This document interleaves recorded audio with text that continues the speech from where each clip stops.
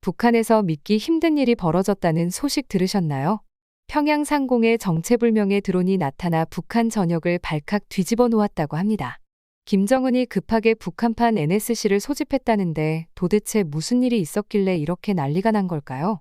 그리고 이 드론의 정체는 뭘까요? 한국 군대의 소행일까요?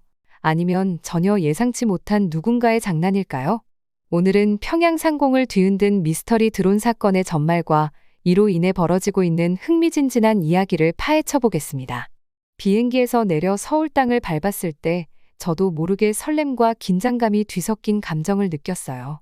제 이름은 네이선 카터고 미국에서 온 탐사 저널리스트예요.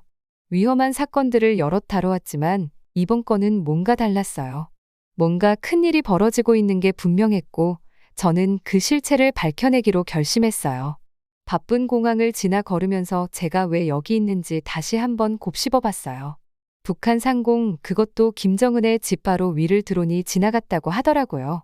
이건 정말 큰 사건이었고 누가 왜 이런 일을 벌였는지는 아무도 모르는 상태였어요. 제 임무는 그 진실을 파헤치는 거였죠. 짐 가방을 챙겨 밖으로 나가자 후텁지근한 공기가 느껴졌고 도시의 활기찬 에너지가 저를 감쌌어요. 높은 빌딩들이 하늘까지 솟아 있었고 거리의 사람들은 바쁘게 움직이고 있었죠. 택시를 잡아 타고 호텔 주소를 기사님께 알려드렸어요. 이동하는 동안 창밖으로 보이는 서울의 풍경을 보며 이 도시에 어떤 비밀들이 숨어 있을지 궁금해졌어요. 호텔에 도착하자마자 빠르게 짐을 풀고 가볍게 몸을 정돈했어요. 중요한 만남이 예정돼 있었거든요. 제 연락책인 성훈이라는 분을 작은 카페에서 만나기로 했어요. 그는 과거에 한국군 정보기관에서 일했던 사람이지만 지금은 대학에서 강의하고 있어요. 이런 일을 이해하는데 성훈만큼 도움이 될 만한 사람은 없을 거라고 생각했어요. 카페는 쉽게 찾을 수 있었어요. 조용한 골목에 자리 잡은 아늑한 공간이었죠. 안으로 들어서자 신선한 커피와 갓 구운 페이스트리 냄새가 가득했어요. 구석 부스에 앉아있는 성훈을 금방 알아볼 수 있었어요. 예리한 눈빛을 가진 중년 남자였어요. 주변 모든 걸 한 번에 꿰뚫는 듯한 눈이 인상 깊었죠. 네이선 씨죠? 제가 자리에 앉자 성훈이 조용히 말했어요. 만나서 반갑습니다. 저는 미소를 지으며 악수를 청했어요. 이야기해 주셔서 감사해요, 성훈 씨. 잠시 후 종업원이 다가와 저희는 커피를 주문했어요. 주문을 끝내자 성훈은 몸을 앞으로 숙이며 말을 꺼냈어요. 드론 이야기를 알고 싶어 하는 거죠? 그는 단언하듯 말했어요. 저는 고개를 끄덕였어요. 네, 말씀해 주세요. 성훈은 깊게 숨을 들이쉬었어요. 상황이 좀 복잡합니다. 드론이 평양, 김정은 집 바로 위를 지나갔어요. 그게 그들에게 얼마나 큰 공포와 분노를 줬을지 상상이 되세요? 제 머릿속에 그 장면이 그려졌어요. 평소 권력을 쥐고 있던 북한의 지도자가 갑자기 취약함을 느꼈을 순간 말이에요. 정말 난리가 났겠네요. 그건 아무것도 아니에요. 성훈이 말했어요. 그 사람들 지금 완전히 겁에 질렸어요. 지도자의 집 위를 드론이 지나갔다면 그 다음엔 또 어떤 일이 벌어질지 모른다고 생각하는 거죠. 바로 그때 주문한 커피가 나왔어요. 저희는 긴장을 풀기라도 하듯 따뜻한 커피를 한 모금씩 마셨어요. 그래서 누가 한 짓인지 밝혀졌나요? 제가 물었어요. 정부 쪽에서는 별다른 얘기를 안 하던데요. 성훈은 주위를 둘러보며 아무도 듣고 있지 않은 걸 확인하고 나서 말했어요. 그게 흥미로운 부분이에요. 한국 군대는 아무런 공식 입장을 밝히지 않고 있어요.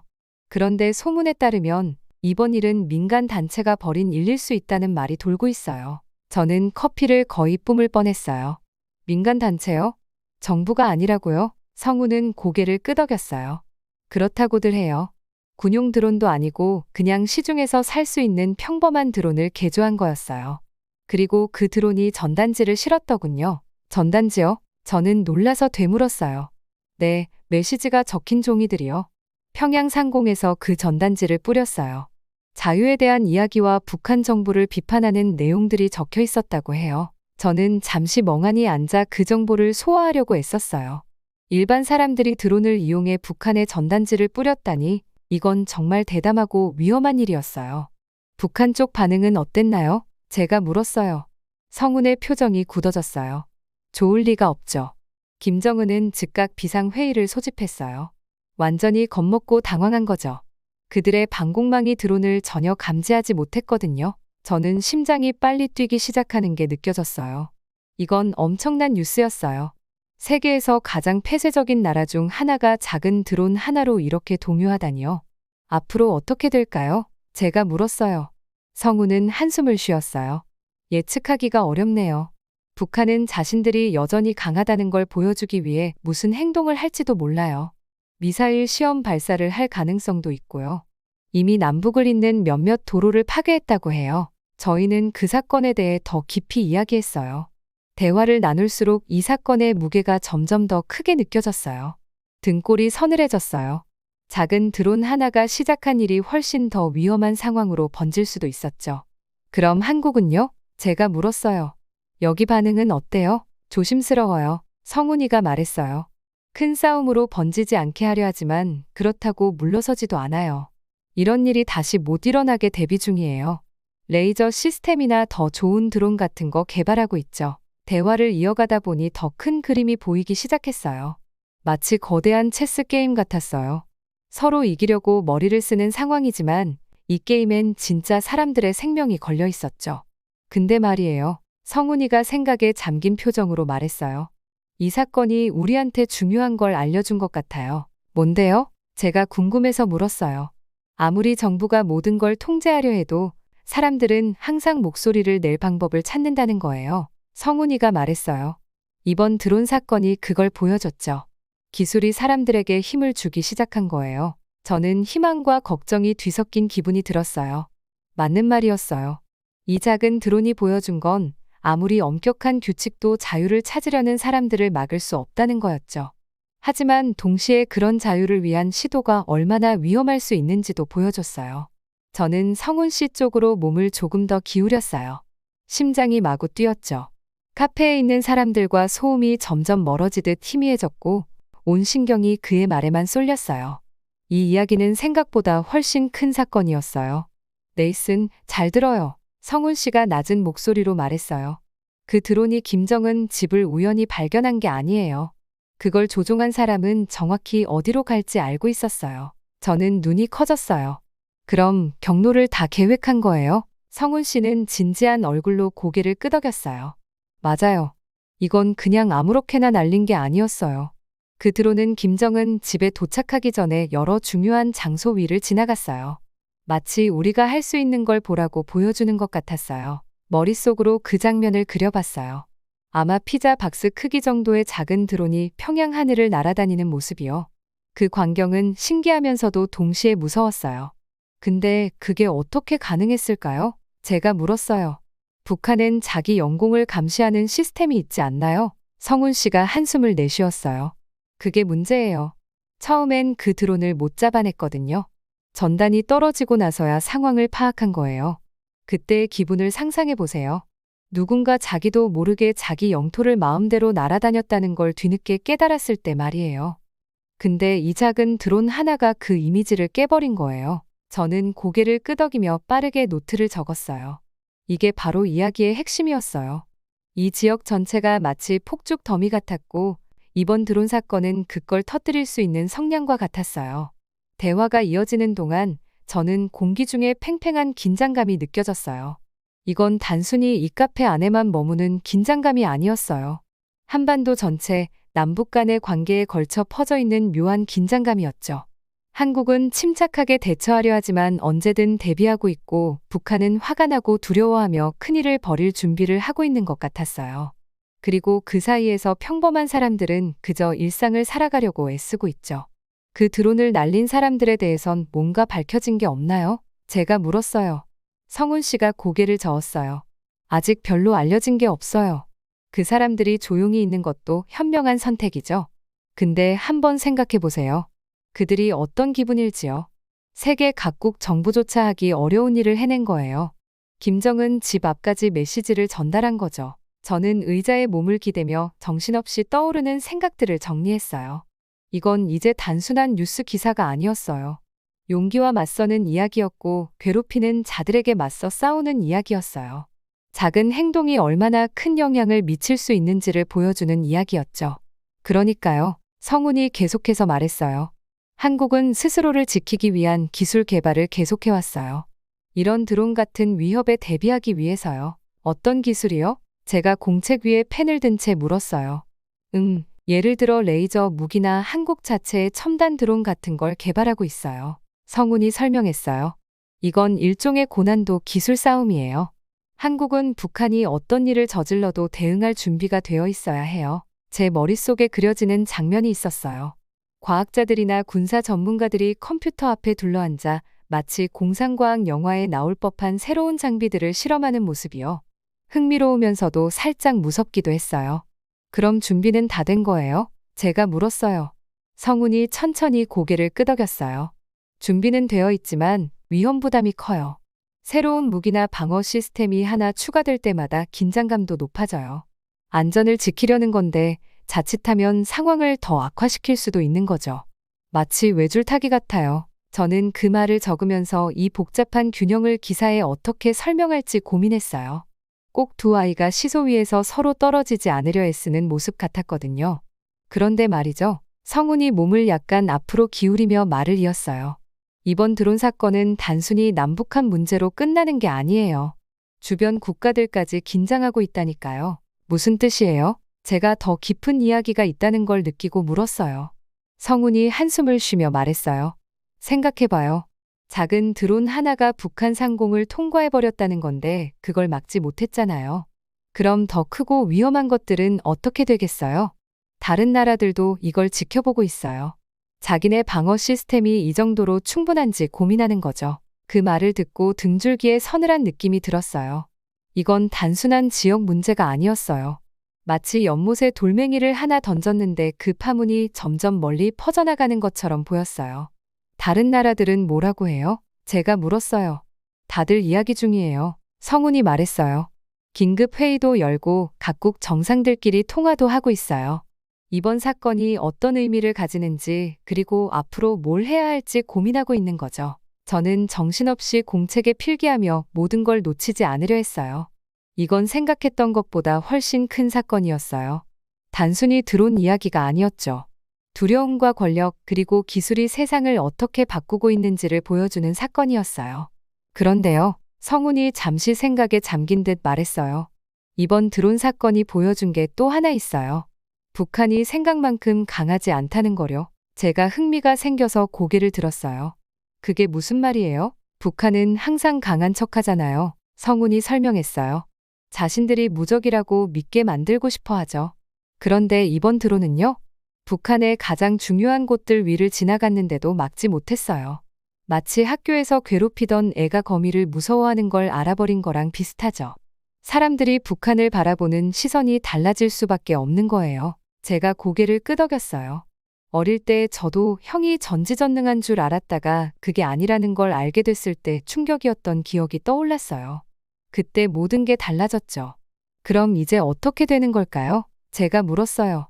이 사건이 어떤 변화를 가져올까요? 성운이 의자에 몸을 기대며 잠시 생각에 잠겼어요. 그게 큰 문제죠. 북한은 지금 자존심이 상해서 화가 잔뜩 나 있을 거예요.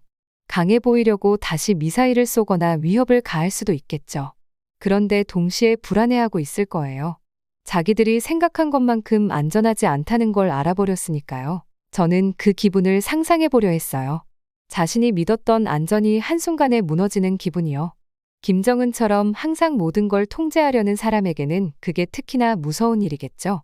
그리고 한국은요? 제가 물었어요.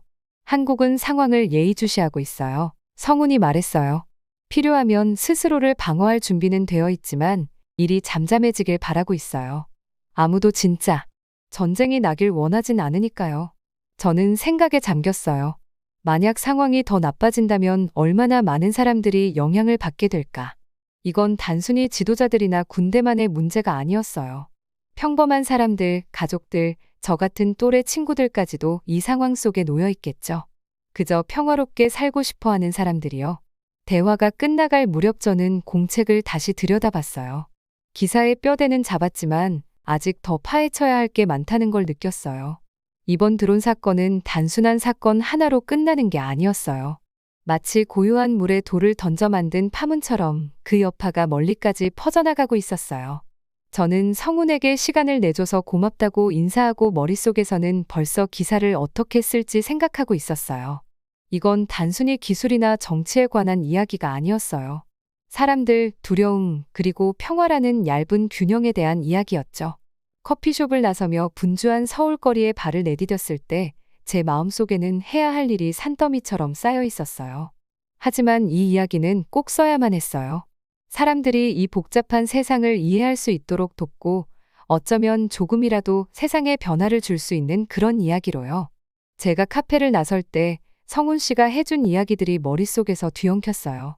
북한 상공을 날아다닌 드론 이야기는 생각보다 훨씬 큰 사건이었어요.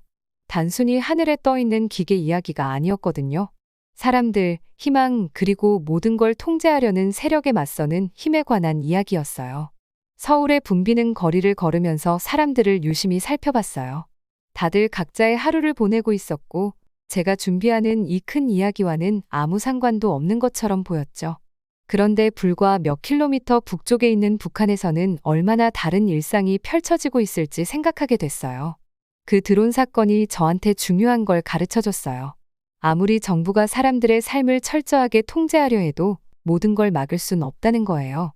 항상 목소리를 내고 저항할 방법을 찾아내는 사람들이 있기 마련이에요. 마치 손으로 물을 움켜쥐려고 해도 물이 틈새로 빠져나가는 것처럼요. 그 드론을 보낸 사람들이 떠올랐어요. 얼마나 용감했을까요?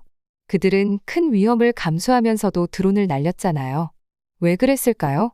그건 자신들보다 더 큰 무언가를 믿었기 때문이었을 거예요. 북한 사람들에게 다른 삶이 가능하다는 걸 보여주고 싶었던 거죠. 자유가 있다는 걸 알려주고 싶었던 거예요. 걷는 동안 머릿속에 드론이 평양 하늘에 나타난 장면이 그려졌어요.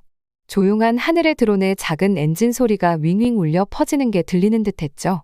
그리고 사람들이 하늘을 올려다보면서 평소엔 절대 볼 수 없는 낯선 물체를 보고 놀라는 모습도 상상됐어요. 그리고 마침내 전단들이 흩날리며 떨어지는 순간이 떠올랐어요. 마치 눈처럼 작은 종이들이 하늘에서 둥둥 떠다니는 거예요. 그 조각들 하나하나가 희망의 메시지를 담고 있었죠. 그 전단들을 본 사람들은 어떤 기분이었을까요? 정보가 철저히 통제되고 사람들이 무엇을 생각하고 믿어야 하는지 강요당하는 그 나라에서 그런 종이 쪼가리들은 마치 마법처럼 느껴졌을 거예요. 위험하다는 걸 알면서도 동시에 설렜겠죠. 국경 너머에 있는 자유롭게 말하고 자신의 선택을 할 수 있는 세상의 존재를 살짝 엿본 거잖아요. 그러다 공원에 들러 벤치에 앉아봤어요. 근처에서 아이들이 웃으며 뛰어노는 모습이 보였어요. 자기들 마음대로 자유롭게 노는 게 너무 당연한 듯했죠. 그런데 그 모습을 보니 북한의 아이들이 떠올랐어요. 그 아이들은 이렇게 뛰놀 기회조차 없잖아요. 세상을 자유롭게 배울 수도 없고 커서 뭘 하고 싶은지 마음껏 꿈꿔보는 것도 어려울 거예요. 그 드론은 그런 현실을 조금이라도 바꿔보려던 작은 시도였던 거죠. 그 벤치에 앉아있으면서 중요한 걸 깨달았어요. 그 드론은 단순한 기계가 아니었어요. 희망의 상징이었죠. 아무리 암울한 곳이라도 반항의 방법은 언제나 존재한다는 걸 보여줬어요. 사람들은 자신이 가진 어떤 도구라도 활용해 목소리를 내요. 이번엔 작은 드론과 몇 장의 종이었던 거죠. 기술이 세상을 바꾸고 있다는 생각도 들었어요. 예전에는 북한 같은 곳에 메시지를 전하기가 훨씬 더 어려웠잖아요. 그런데 이제는 드론 같은 기술이나 북한에서 제한적이긴 하지만 인터넷 같은 통신수단, 그리고 정보를 숨길 수 있는 작은 기기들 덕분에 그 벽이 점점 무너지고 있어요. 아무리 권력을 가진 사람들이 모든 걸 통제하려고 해도 이제는 더 이상 쉽지 않은 거예요. 이 생각을 하니까 제 기자 일에 대해서도 새로운 시각이 생겼어요. 단순히 사실을 보도하는 게 제 일이 아니라는 걸 깨달았죠. 중요한 이야기를 세상에 전하고 그 이야기가 변화를 이끌 수 있도록 하는 게 제 일인 거예요. 이 드론 사건을 쓰면서 북한에서 무슨 일이 벌어지고 있는지 사람들에게 알릴 수 있겠다고 생각했어요. 자유를 위해 싸우는 사람들이 얼마나 용감한지를 보여줄 수도 있겠죠. 해가 지기 시작할 때쯤 벤치에서 일어나 호텔로 걸어가기 시작했어요. 제 마음도 어느새 달라져 있었어요. 이 이야기는 더 이상 정치나 국가에 관한 얘기가 아니었어요. 진짜 사람들에 대한 얘기였죠. 희망과 꿈을 가진 사람들, 자유를 갈망하는 사람들에 대한 이야기였어요. 이 이야기를 쓰는 게 위험할 수도 있다는 걸 알았어요. 북한 정부가 좋아할 리 없잖아요. 저를 막으려고 하거나 거짓말쟁이라고 비난할 수도 있겠죠. 그래도 써야 한다고 생각했어요. 때로는 진실을 말하는 게 우리가 할 수 있는 가장 중요한 일이니까요. 호텔에 도착할 때쯤 저는 마음속으로 다짐했어요. 이 이야기를 모두가 이해할 수 있는 방식으로 쓰겠다고요. 드론을 보낸 용감한 사람들, 그리고 다른 삶을 꿈꾸는 북한 사람들에 대해 알릴 거예요. 작은 용기가 얼마나 큰 변화를 만들 수 있는지 보여줄 거예요. 그리고 어쩌면 제 이야기가 다른 사람들에게 영감을 줄 수도 있겠죠. 아무리 상황이 암울해 보여도 항상 희망은 있다는 걸 상기시켜 줄 수 있을지도 몰라요. 우리가 아무리 무력해 보일지라도 작은 용기와 진실을 말하려는 시도는 결코 헛되지 않다는 걸요. 호텔에 도착해서 저는 글을 쓸 준비가 됐다는 걸 느꼈어요. 이제 이 이야기를 세상에 전해야 할 때였어요. 단순히 드론에 대한 이야기가 아니라 희망의 힘과 인간 정신의 강인함에 관한 이야기였죠. 그리고 이 이야기가 작은 변화라도 세상에 가져다 줄 수 있기를 바라면서요. 저는 평범한 아침이 이렇게 특별한 하루로 바뀔 줄은 상상도 못했어요. 제 이름은 알렉스 워커라고 하고 국제무역 컨설턴트로 일하고 있어요. 주로 기업들이 다른 나라에서 성장할 방법을 찾는 걸 도와주고 있죠. 지금은 동남아시아에 있는 아름다운 나라 태국에 와 있어요. 오늘 아침도 여느 때처럼 시작했어요. 일찍 일어나서 옷을 차려입고 방콕에 있는 제가 제일 좋아하는 카페로 향했죠. 방콕은 태국의 수도인데 항상 북적이고 활기찬 분위기예요. 저는 이 카페에 앉아서 사람들 분주히 움직이는 걸 구경하는 것도 좋아하고 달달한 태국 커피 향을 맡는 것도 참 좋아해요. 그렇게 커피를 홀짝이며 맛있는 망고 찹쌀밥을 먹고 있는데 주머니 속 휴대폰이 진동하더라고요. 처음엔 그냥 무시했어요. 창문으로 들어오는 햇살도 좋고 이 평화로운 순간을 즐기고 싶었거든요. 그런데 진동이 한 번, 두 번 계속 오길래 무언가 일이 생겼다는 걸 직감했죠. 휴대폰을 꺼내보니 뉴스 알림이 잔뜩 와 있었어요. 그리고 그중 한 기사 제목을 보자마자 눈이 휘둥그레졌죠. 삼성, 태국 떠나 베트남으로 이전이라고 적혀 있는 거예요.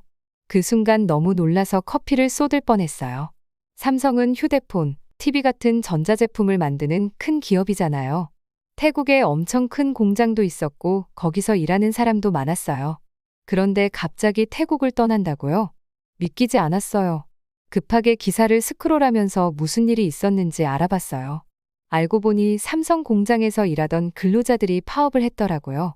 파업이라는 게 근로자들이 일을 멈추고 어떤 문제에 대해 항의하는 거잖아요. 이번 경우엔 임금을 더 올려달라고 요구한 거였어요. 그런데 그 요구가 만만치 않더라고요. 근로자들이 한 달에 500만 원을 달라고 했대요. 공장 근로자들이 보통 받는 급여랑 비교하면 정말 높은 금액이죠. 저도 솔직히 이건 좀 지나친 요구 같다는 생각이 들었어요. 하지만 진짜 충격적이었던 건 삼성의 대응이었어요. 협상하거나 절충점을 찾으려는 시도도 없이 그냥 아예 태국에서 사업을 접고 모든 운영을 베트남으로 옮기겠다고 한 거예요. 베트남도 동남아에 있는 나라인데 요즘 기업들 유치에 정말 적극적인 나라로 알려져 있거든요. 잠시 멍하니 앉아서 이 소식을 곱씹어보면서 태국 경제가 걱정되기 시작했어요. 경제라는 게 마치 나라의 저금통 같은 거잖아요. 큰 기업이 떠나면 그 저금통에서 큰 돈이 빠져나가는 거랑 같거든요. 문득 태국 정부에서 일하는 제 친구들이 생각났어요. 그 친구들은 태국을 기업들이 오고 싶어 하는 나라로 만들기 위해 정말 열심히 일했거든요. 그런데 이런 소식이 들리면 얼마나 실망할지 눈에 선했어요. 그러면서도 한편으론 삼성의 결단에 놀라움과 감탄이 동시에 들었어요. 그렇게 과감하게 떠나는 결정이 쉽지 않았을 텐데 말이죠. 베트남에 대해서도 좀 알고 있는데 그 나라가 요즘 기업들이 오고 싶어 하도록 환경을 잘 조성하고 있더라고요. 삼성의 이번 선택을 보니 그 노력이 성과를 내기 시작한 것 같았어요. 커피를 다 마시고 나니 머릿속에 여러 가지 생각이 떠올랐어요. 태국 삼성 공장에서 일하던 사람들은 이제 어떻게 될까요? 이 사건이 태국에 있는 다른 대기업들에게는 어떤 영향을 미칠까요? 그리고 도대체 베트남은 무엇을 그렇게 잘하고 있기에 삼성이 그곳으로 간 걸까요? 저는 컨설턴트로서 이 상황을 제대로 이해해야겠다고 결심했어요. 단순히 일 때문만이 아니라 태국 사람들을 위해서도 알아야겠다는 생각이 들었거든요. 카페에서 나와서 복잡한 방콕 거리로 들어섰어요. 여전히 똑같은 모습이었어요. 툭툭이가 쌩쌩 달리고 거리의 노점상에서는 향긋한 음식을 팔고 사람들은 바쁘게 출근길에 나서고 있었죠. 하지만 저는 알 수 있었어요. 이 익숙한 풍경 속에서 큰 변화가 일어나고 있다는 걸요. 호텔로 돌아가는 길에 마음을 굳혔어요. 베트남으로 가야겠다. 거기서 무슨 일이 벌어지고 있는지 직접 확인해 봐야겠다고요. 이 결심이 저를 완전히 새로운 여정으로 이끌 줄은 그때는 몰랐어요. 이 경험이 국제 비즈니스 세계를 바라보는 제 시각을 완전히 바꿔놓게 될 거라는 것도요. 그날 밤 베트남으로 떠날 짐을 싸면서 묘한 흥분과 긴장감이 동시에 들었어요. 동남아 경제의 지형이 크게 바뀌는 걸 직접 목격할 수 있을 거라는 예감이 들었거든요. 그리고 이건 분명히 훨씬 더 큰 이야기의 시작일 뿐이라는 걸 알 수 있었어요. 다음 날 저는 하노이, 베트남의 수도로 가는 비행기에 올랐어요. 삼성이 왜 태국 대신 베트남을 선택했는지 궁금했거든요. 비행기에서 내리자마자 뭔가 다른 기운이 느껴졌어요. 단순히 날씨나 맛있는 베트남 음식 냄새 때문이 아니었어요. 어딘가 활기가 넘치는 분위기가 있었어요. 최근에 태국에서는 느끼지 못했던 에너지였죠. 택시를 타고 시내를 지나가며 창밖을 내다봤어요. 어디를 보든 성장의 징후가 보였어요. 높은 기중기들이 하늘로 솟아 새 사무실과 아파트를 짓고 있었고 도로 위에는 온갖 물건을 실은 트럭들이 바삐 오갔어요. 철강 재료, 전자 제품 상자, 뭐가 들었는지 모를 컨테이너들이 가득했어요. 도시 전체가 무언가를 만들고 옮기느라 바쁜 모습이었죠. 최근에 태국에서 봤던 모습과는 확연히 달랐어요. 태국에선 상황이 점점 침체되고 있었고 사람들은 미래를 걱정하는 듯했어요. 그런데 여기 베트남에선 내일을 기대하며 들떠있는 분위기였어요. 호텔에 짐을 풀고 산책을 나갔어요. 거리에는 생동감이 넘쳤어요. 젊은이들이 오토바이를 타고 웃고 떠들며 지나갔고 노점상들은 신선한 과일부터 핸드폰 케이스까지 온갖 물건들을 팔고 있었어요. 주름진 얼굴로 환하게 웃는 할머니에게서 반미 샌드위치를 하나 사 먹었어요. 샌드위치를 먹으며 제가 보고 느낀 차이점들을 곱씹어 봤어요. 단순히 새로운 건물이나 붐비는 도로 때문만은 아니었어요. 사람들의 움직임과 대화하는 방식에서 뭔가 달랐어요. 그들은 희망에 차 있었어요. 떠나기 전 태국 친구와 나눴던 대화가 떠올랐어요. 그 친구는 이스라엘로 일을 하러 간 사촌 이야기를 해줬거든요. 위험한 곳이었지만 어쩔 수 없었다고 했어요. 여긴 이제 좋은 일자리가 없어. 친구가 고개를 저으며 그렇게 말했을 때 태국 상황이 얼마나 힘들어졌는지 실감이 났어요. 다음 날 아침 현지 사업가들과 만났어요. 그들은 베트남에서 생겨난 새로운 기회들에 대해 신나게 이야기했어요. 한 여성 사업가는 자신들의 작은 회사가 이제 삼성의 휴대폰 부품을 만들고 있다고 자랑했어요. 삼성 덕분에 모든 게 바뀌었어요. 그녀의 눈빛이 반짝였어요. 우리가 많은 걸 배우고 있어요. 이제 다른 대기업에도 납품할 수 있게 됐어요. 하루 종일 비슷한 이야기들을 들었어요. 삼성이 단순히 공장만 세우는 게 아니라 새로운 경제를 만들어가고 있었어요. 노동자들을 훈련시키고 현지 회사들이 성장할 수 있게 돕고 새로운 기술들을 베트남에 전파하고 있었죠. 저녁에 호텔로 돌아오는 길에 삼성 공장에서 퇴근하는 젊은 노동자들 무리를 봤어요. 그들은 웃고 떠들며 아마도 저녁을 먹으러 가는 것 같았어요. 그러다 문득 태국에서 일자리를 잃은 노동자들이 생각났어요. 그들은 지금 뭘 하고 있을까요? 그날 밤 호텔 침대에 누워 노트북으로 메모를 정리했어요. 오늘 본 것들과 들은 이야기들을 생각해봤죠. 베트남은 정말 빠르게 성장하고 있었고 삼성 같은 기업들이 그 성장을 이끄는 중요한 역할을 하고 있었어요. 하지만 단순히 돈 문제만은 아니었어요. 기업과 국가가 함께 성장할 수 있는 환경을 만드는 게 중요해 보였어요. 이제 제가 배운 것들을 태국 친구들에게 꼭 전해야겠다고 생각했어요. 아직 늦지 않았을지도 모르죠. 상황을 반전시킬 방법이 있을 거라고 믿고 싶었어요. 태국은 정말 많은 매력을 가진 나라잖아요. 아름다운 해변, 맛있는 음식, 그리고 세상에서 가장 친절한 사람들이 있는 곳이니까요. 그날 밤 저는 스스로에게 다짐했어요. 태국이 이번 경험에서 교훈을 얻고 다시 일어설 수 있도록 제가 할 수 있는 모든 걸 해보겠다고요. 외국 기업과 현지 사람들이 함께 번영할 수 있는 더 나은 미래를 만드는 건 아직 늦지 않았어요. 내일부터는 구체적인 계획을 세워야겠다고 마음먹었어요. 이제 더는 지체할 시간이 없어요. 저는 응우엔 호황을 만나는 게 너무 기대됐어요. 그는 현지 사업가로 그의 회사가 최근에 삼성과 협력하기 시작했거든요. 그의 사무실에 들어설 때 설렘과 호기심이 동시에 밀려왔어요. 방은 소박했지만 활기가 넘쳤어요. 벽에는 청사진들이 걸려 있었고 책상과 선반마다 작은 생산 모형들이 놓여 있었어요. 여기가 바로 아이디어가 현실이 되는 공간이라는 게 확 느껴졌죠. 응우에는 따뜻한 미소와 단단한 악수로 저를 맞이했어요. 어서 와요, 알렉스. 그는 열정이 가득한 눈빛으로 인사했어요. 와줘서 정말 반가워요. 이야기할 게 아주 많아요. 저는 편안한 의자에 앉아 노트를 꺼냈어요. 삼성과 협력해온 경험에 대해 정말 듣고 싶어요. 제가 말했어요. 어떻게 일하고 계신가요? 응우엔의 얼굴이 밝아졌어요. 와, 알렉스, 정말 놀라워요. 그가 감탄하듯 말했어요. 삼성은 그냥 돈만 뿌리는 그런 대기업이 아니에요. 진심으로 우리 그리고 베트남에 투자하고 있어요. 저는 그의 말에 흥미가 생겨 몸을 앞으로 기울였어요. 그게 무슨 의미죠? 제가 물었어요. 응우에는 벽에 걸린 큰 지도로 다가갔어요. 지도에는 베트남 전역에 빨간 점들이 찍혀 있었어요. 이거 보이죠? 그가 점들을 가리키며 말했어요. 이게 다 삼성과 일하고 있는 베트남 회사들이에요. 지금은 310개나 돼요. 믿겨지나요? 제 눈이 휘둥그레졌어요. 와, 정말 많네요. 원래는 얼마나 됐었죠? 응우엔이 웃음을 터뜨렸어요. 2014년에는 겨우 25개였어요. 지금은 12배나 늘어난 거죠. 근데 단순히 숫자만 늘어난 게 아니에요. 삼성이 다양한 방식으로 우리를 성장시키고 있어요. 저는 그의 말을 적느라 부지런히 노트에 필기를 했어요. 어떻게 성장을 돕고 있나요? 제가 물었어요. 응우에는 다시 의자에 앉으며 자랑스러운 눈빛으로 말했어요. 그냥 주문만 주는 게 아니에요. 우리를 더 나아지게 만들어주고 있어요. 근로자들을 훈련시키고 새로운 기술을 알려주고 글로벌 시장을 이해하도록 도와주고 있어요. 저는 고개를 끄덕이며 조금씩 이해가 됐어요.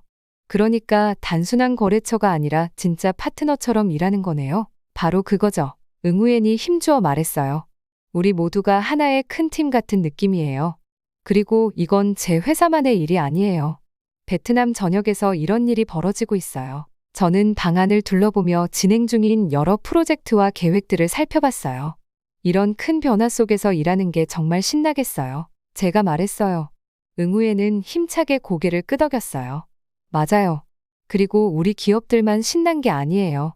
정부도 정말 많이 지원해주고 있어요. 그 말에 저는 관심이 생겼어요. 정말요?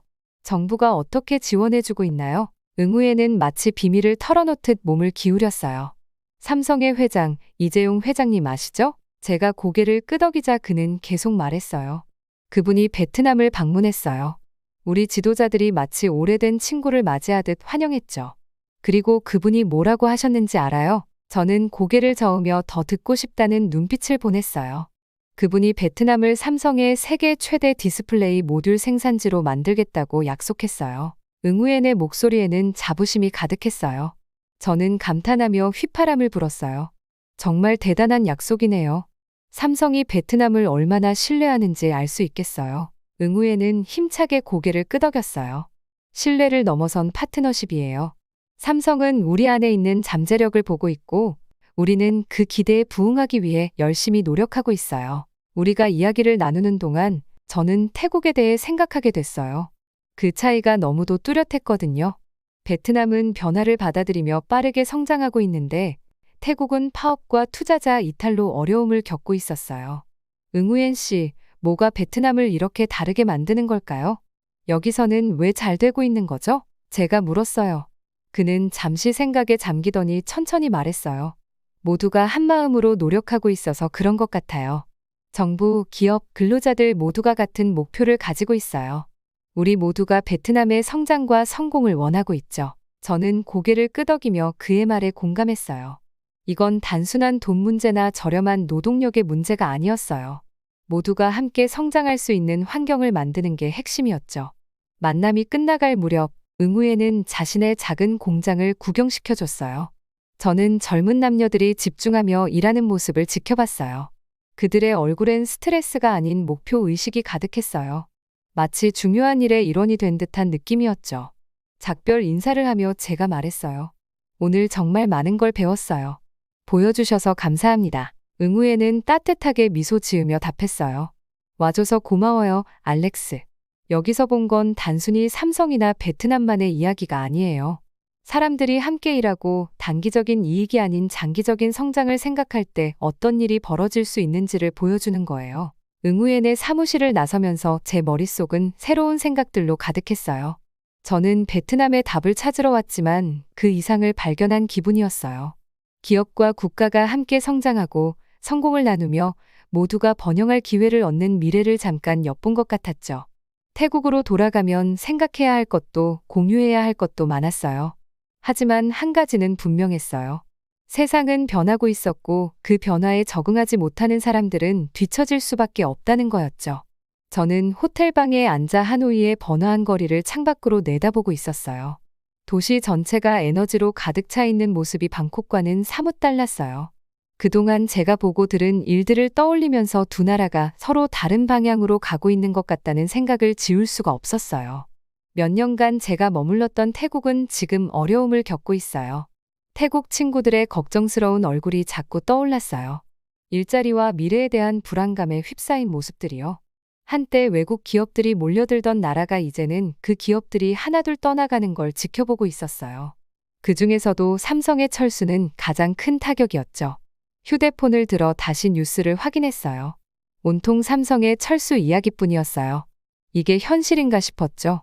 불과 몇 주 전만 해도 모든 게 평온해 보였는데 지금은 마치 슬로 모션으로 벌어지는 자동차 사고를 지켜보는 기분이었어요.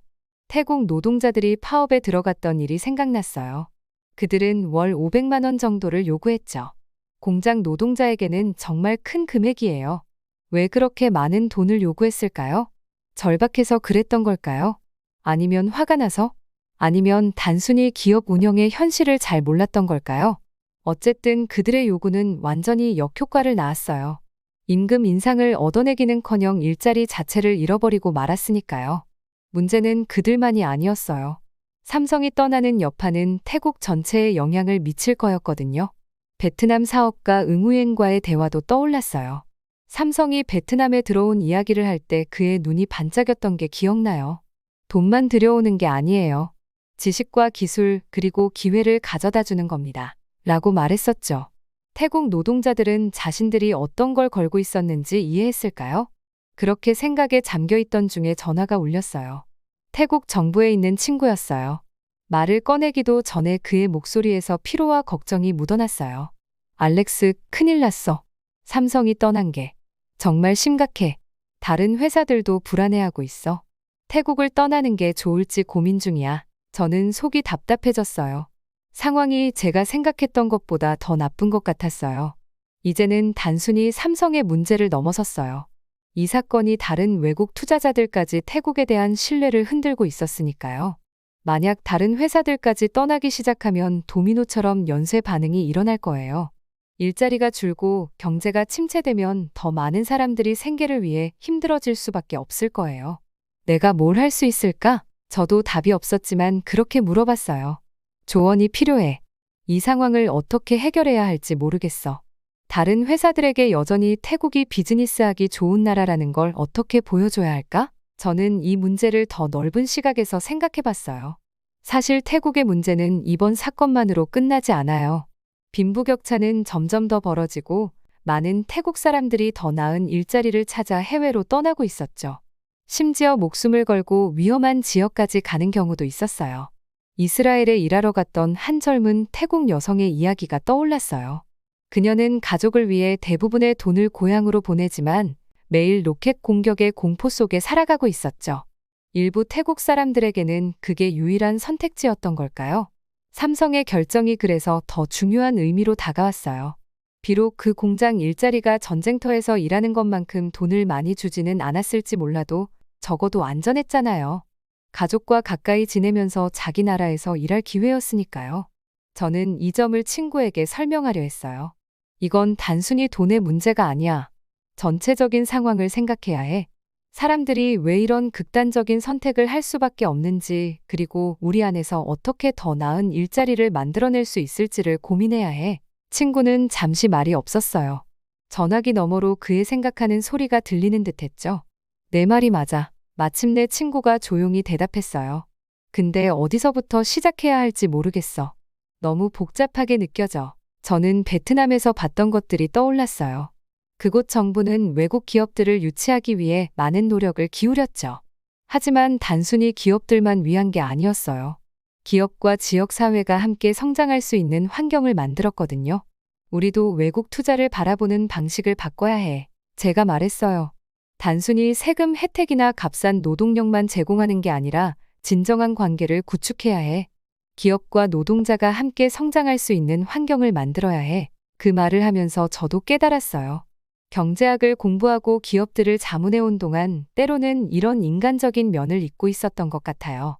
모든 통계와 비즈니스 거래 뒤에는 꿈과 희망, 그리고 두려움을 안고 사는 진짜 사람들이 있다는 사실이요. 쉽진 않을 거야. 제가 말했어요. 노동자들과 대화하면서 그들의 필요를 이해해야 해. 또 기업들과 협력해서 그들이 단순히 값싼 노동력을 넘어서 어떤 걸 필요로 하는지도 알아내야 하고, 무엇보다도 장기적인 시각을 가져야 해. 이건 단기간에 해결할 수 있는 문제가 아니거든. 친구의 목소리에서 결의가 느껴졌어요. 내 말이 맞아, 알렉스. 해야 할 일이 많지만 시도는 해봐야겠지. 우리 국민과 나라의 미래를 위해서라도. 전화를 끊고 나니 복잡한 감정이 밀려왔어요. 태국의 미래가 걱정되긴 했지만 동시에 희망의 실마리도 느껴졌어요. 이번 일을 계기로 노동자들과 기업의 필요를 균형 있게 맞출 수 있다면 오히려 진정한 변화를 위한 기회가 될 수도 있겠다는 생각이 들었어요. 다시 창밖을 바라봤어요. 저녁 해가 하노이 하늘을 주황빛과 분홍빛으로 물들이고 있었죠. 내일이면 다시 방콕으로 돌아가야 해요. 해결해야 할 일도 많고 어려운 대화들도 기다리고 있겠죠. 하지만 삼성이 떠난 이후 처음으로 이 상황을 극복할 방법을 찾을 수도 있을 거라는 희망이 들었어요. 다음 날 아침, 저 굉장히 설레는 마음으로 일어났어요. 오늘은 제가 박린성에 있는 삼성 공장을 방문하는 날이었거든요. 서둘러 옷을 챙겨 입고 호텔에서 간단히 아침을 먹은 뒤 택시를 탔어요. 하노이를 벗어나면서 창밖을 보니 도시가 점점 시골 풍경으로 바뀌더라고요. 도로 양옆으로 푸른 논밭이 쭉 펼쳐져 있었어요. 방콕의 번잡한 거리와는 완전히 다른 풍경이라 새삼 비교하게 됐어요. 1시간쯤 지나니까 드디어 삼성 공장에 도착했어요. 눈앞에 펼쳐진 광경에 저 정말 입이 떡 벌어졌어요. 공장이 어마어마하게 큰 거예요. 작은 도시처럼 여러 건물이 넓은 부지에 흩어져 있었어요. 보안 요원에게 방문자 패스를 보여주자 그는 바로 길을 열어줬어요. 입구에서 젊은 여성분이 저를 맞아줬어요. 이름은 린이라고 했고 따뜻하게 미소 지으며 삼성 박린 공장에 오신 걸 환영해요. 투어 준비되셨나요? 라고 묻더라고요. 저는 신나서 고개를 끄덕였고 바로 투어가 시작됐어요. 메인 건물로 들어서는 순간 엄청난 활기와 소음이 저를 압도했어요. 기계들이 내는 웅웅거리는 소리와 수백 명의 직원들이 주고받는 말소리가 뒤섞여 있더라고요. 여기가 저희 주요 조립구역이에요. 리는 소음을 뚫고 목소리를 높여 설명해줬어요. 여기서 스마트폰을 생산해요. 직원들이 조립 라인을 따라 빠르고 정확하게 움직이는 걸 보면서 저는 감탄을 금할 수 없었어요. 모두 자기 할 일을 완벽히 알고 있는 것처럼 보였거든요. 젊은 남녀 직원들이 나란히 일하는데 손놀림이 정말 재빠르고 정교했어요. 여기서 몇 명 정도 일하나요? 제가 린에게 물었어요. 이 공장에만 6만 명이 넘는 직원들이 일하고 있어요. 그녀가 대답했을 때 저 정말 깜짝 놀랐어요. 그건 제 고향 인구보다도 많은 수였거든요. 공장을 둘러보던 중에 한 가지 흥미로운 점이 눈에 들어왔어요. 직원들이 전혀 스트레스를 받거나 힘들어 보이지 않더라고요. 오히려 웃으면서 일하거나 서로 얘기를 나누는 모습이 자주 보였어요. 다들 즐거워 보이네요. 제가 린에게 말했어요. 린이 고개를 끄덕이며 말했어요. 삼성은 직원들을 잘 챙겨줘요. 근무 환경도 좋고 급여도 공정하게 주고 승진 기회도 많아요. 많은 직원들이 이 일을 통해 집을 장만하거나 자녀를 더 좋은 학교에 보낼 수 있었어요. 우리는 한 스마트폰 조립 작업대 앞에서 멈췄어요. 린은 거기서 일하던 젊은 남자를 저에게 소개했어요. 이름은 민이라고 했어요. 민 씨, 여기 방문객분께 근무 경험에 대해 말씀해 주실 수 있을까요? 린이 물었어요. 민은 일손을 잠시 멈추고 웃으면서 말했어요. 물론이죠. 저는 여기서 일한 지 5년 됐어요. 처음엔 전자제품에 대해 아는 게 별로 없었는데 삼성이 교육을 시켜줘서 지금은 팀장까지 됐어요. 이 일이 제 인생을 바꿨죠. 오토바이도 사고 부모님 집도 수리해드릴 수 있었거든요. 저는 정말 감명받았어요. 삼성은 단순히 돈을 벌기 위해 여기 있는 게 아니라 베트남 사람들의 삶에 투자하고 있구나 싶었어요. 다음으로 린이 저를 데리고 간 곳은 컴퓨터로 가득한 큰 방이었어요. 여기가 저희 연구개발 R&D 센터예요. 그녀가 설명했어요. 여기서는 단순히 제품을 제조하는 것뿐만 아니라 새로운 기술을 개발하고 디자인도 해요. 방 안에서는 엔지니어들이 모니터를 들여다보며 복잡한 도표와 설계도를 두고 열띤 토론을 하고 있었어요. 이곳이 단순한 공장이 아니라 배움과 혁신의 장소라는 걸 느낄 수 있었어요. 많은 엔지니어들이 현지 대학 출신이에요. 린이 자랑스럽게 말했어요.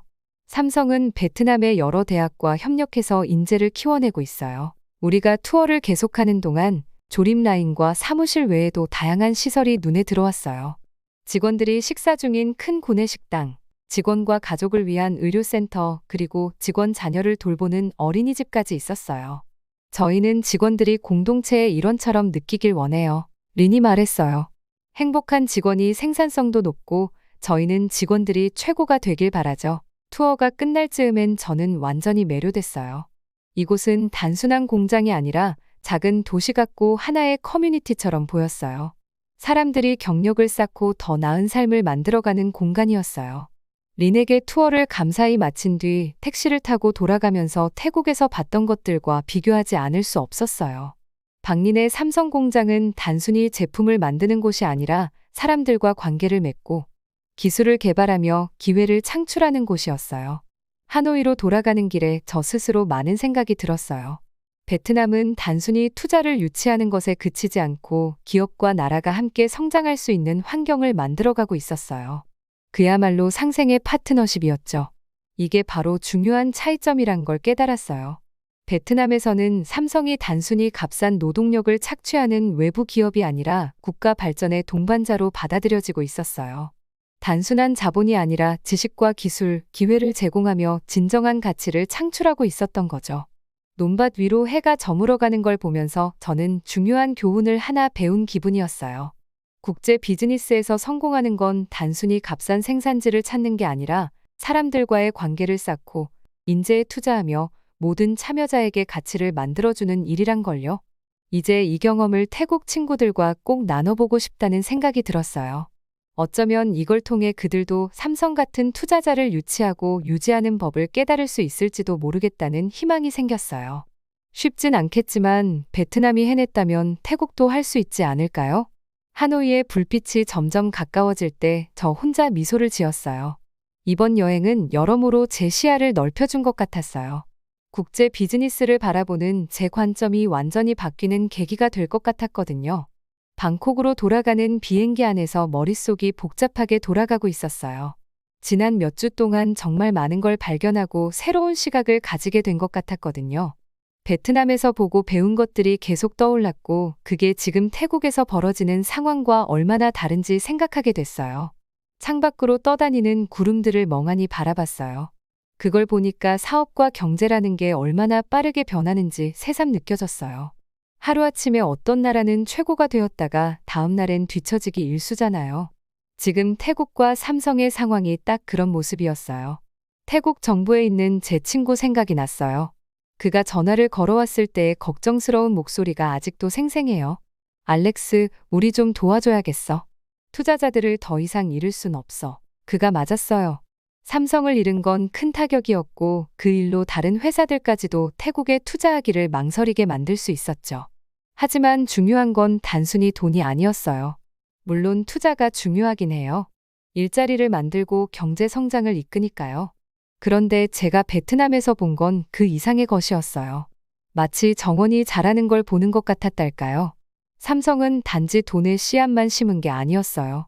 그들은 관계를 키우고 현지 기업들을 돕고 근로자들을 훈련시키고 있었어요. 나라 전체를 꽃피우는 데 기여하고 있었던 거죠. 박린에 있는 거대한 삼성 공장을 걸어다니던 기억이 떠올랐어요. 공장의 활기 넘치는 분위기와 일하는 사람들 눈에 비친 목적의식이 인상 깊었어요.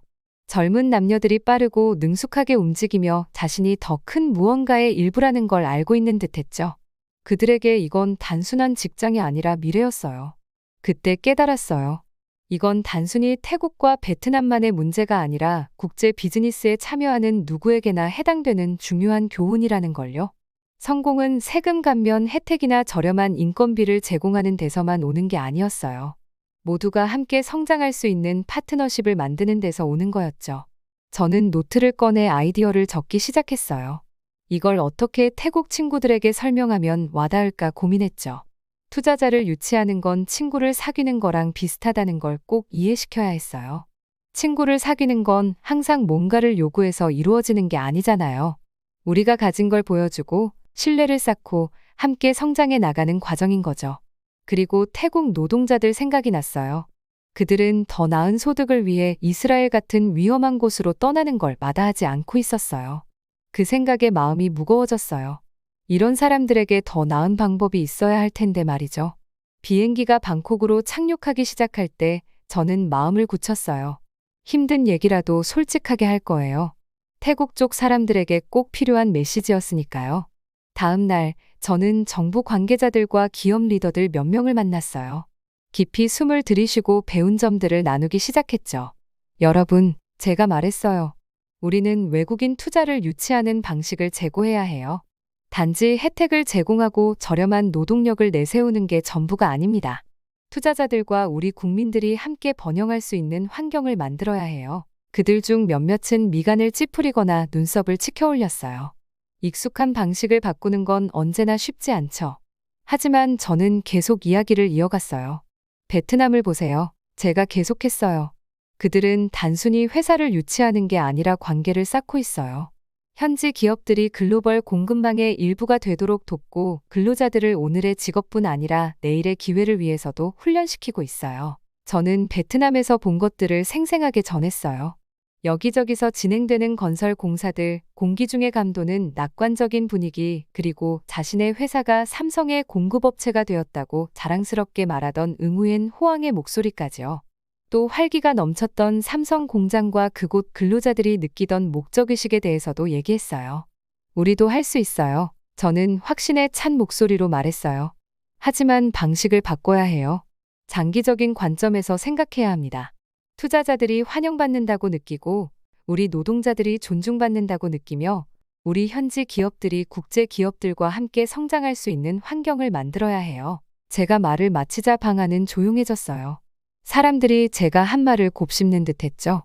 누군가는 생각에 잠긴 표정이었고 누군가는 걱정스러워 보였어요. 하지만 한 관료가 몸을 앞으로 기울이며 물었을 때 저는 그들에게 제 메시지가 통했다고 느꼈어요. 그래서 알렉스, 어디서부터 시작하면 좋을까요? 그 질문이 저에게 희망을 줬어요.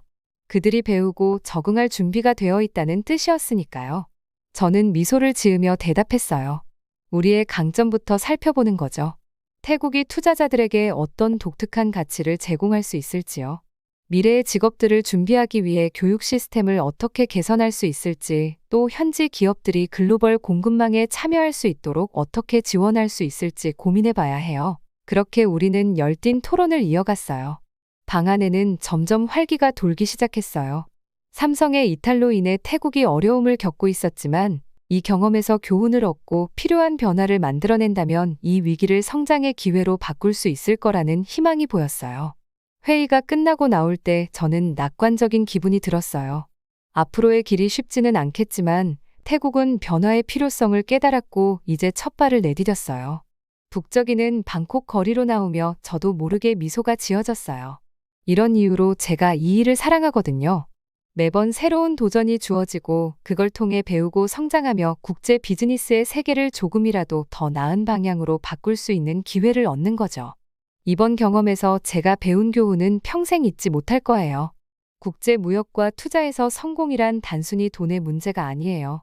사람을 이해하고 파트너십을 만들며 모두가 함께 성장할 수 있는 환경을 조성하는 거죠. 단순히 공장을 짓는 게 아니라 다리를 놓는 거예요. 그리고 가장 중요한 건 변화가 두려워도 용기 있게 적응하고 발전하려는 마음가짐을 갖는 거예요. 호텔로 돌아가기 위해 택시를 잡으며 저는 활력이 넘쳤어요. 태국과 삼성의 이야기는 아직 끝난 게 아니었어요. 사실 이제 막 새로운 장이 시작된 거예요. 도전으로 가득 차 있겠지만 동시에 엄청난 성장과 변혁의 기회로 가득한 장이요.